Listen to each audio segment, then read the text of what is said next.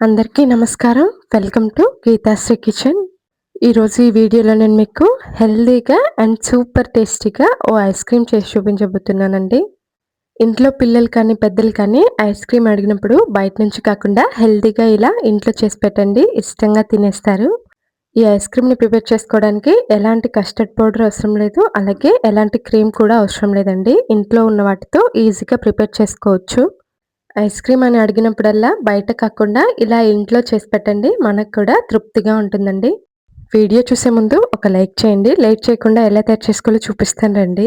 ముందుగా stove on చేసి కడాయి పెట్టేసుకొని అందులోకి అరకప్పు దాకా పల్లీలను వేసుకోవాలి. ఇప్పుడు స్టవ్‌ని మీడియం ఫ్లేమ్‌లో ఉంచుకొని ఈ పల్లీల పొట్లు చిట్లే వరకు ఈ విధంగా ఫ్రై చేసి తీసుకోవాలండి.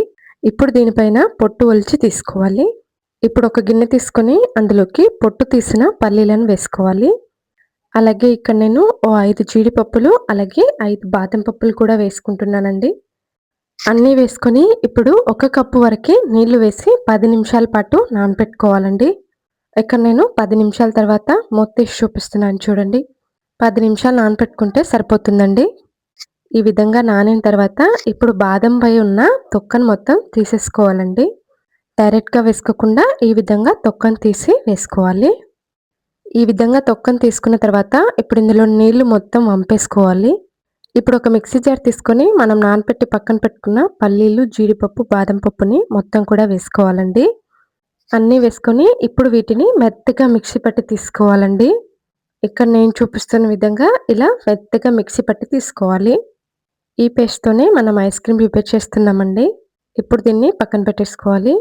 ఇప్పుడు స్టవ్ ఆన్ చేసి కడాయి పెట్టేసుకొని పల్లీలు తీసుకున్న కప్పుతోనే 6 కప్పుల వరకి పాలను వేసుకోవాలండి. ఐస్ క్రీమ్‌కి ఫుల్ ఫ్యాట్ పాలను వేసుకుంటేనే టేస్ట్ చాలా బావుంటుందండి. ఇప్పుడు స్టవ్‌ని హై ఫ్లేమ్‌లో ఉంచుకొని పాలని ఒక పొంగు రానివ్వాలి.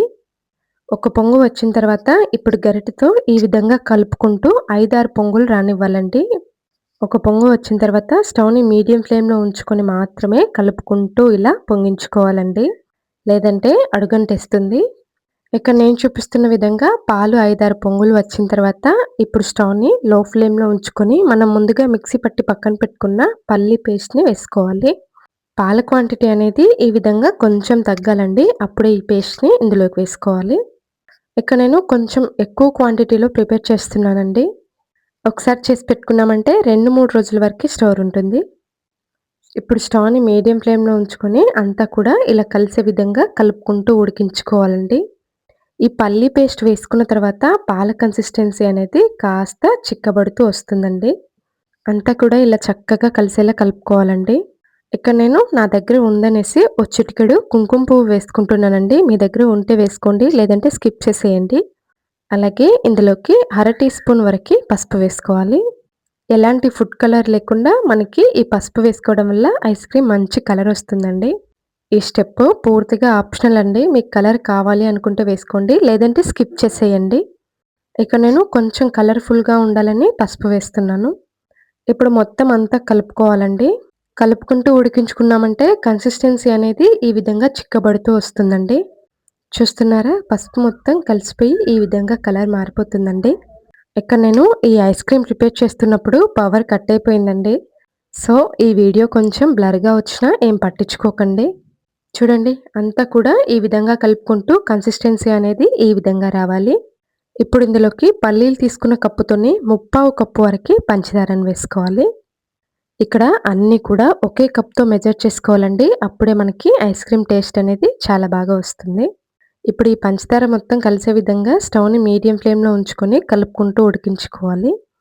పంచదార మొత్తం కరిగిపోయి 2, 3 నిమిషాల పాటు కలుపుకుంటూ ఉడికించుకొని స్టవ్ ఆఫ్ చేసుకుంటే సరిపోతుందండి. ఇప్పుడు దీన్ని పూర్తిగా చల్లారనివ్వాలి.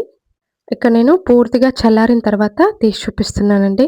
కన్సిస్టెన్సీ అనేది ఇంకా కాస్త చిక్కబడిపోయింది. ఇప్పుడు ఒక మిక్సీ జార్ తీసుకొని మనం ముందుగా ప్రిపేర్ చేసి పక్కన పెట్టుకున్న మిశ్రమాన్ని ఇందులోకి వేసుకోవాలి. ఇప్పుడు దీన్ని ఈ విధంగా మిక్సీ పట్టి తీసుకోవాలండి. మిక్సీ పట్టుకున్న దాన్ని ఏదైనా స్టీల్ గిన్నెలోకి కానీ, గ్లాస్ కంటైనర్‌లోకి కానీ వేసుకోవాలి. ఇక్కడ నేను స్టీల్ గిన్నెలోకి వేస్తున్నానండి. ఇక్కడ పవర్ కట్ అయింది కాబట్టి కొంచెం బ్లర్ అవుతూ కనిపిస్తుంది. మీరేమనుకోకండి. దీనిపైన డ్రై ఫ్రూట్స్ వేసి మూత పెట్టేసి ఓవర్ నైట్ మొత్తం ఫ్రిడ్జ్‌లో ఉంచుకోవాలండి. ఇక్కడ నేను నెక్స్ట్ డే మార్నింగ్ మూత తీసి చూపిస్తున్నాను చూడండి. ఐస్ క్రీమ్ ఎంత చక్కగా రెడీ అయిపోయిందో. ఇలా కనుక చేశారంటే మీరు పక్కాగా టేస్ట్‌ని చాలా బాగా ఎంజాయ్ చేస్తారండి. అంత బావుంటుంది ఈ ice cream recipe. Thanks for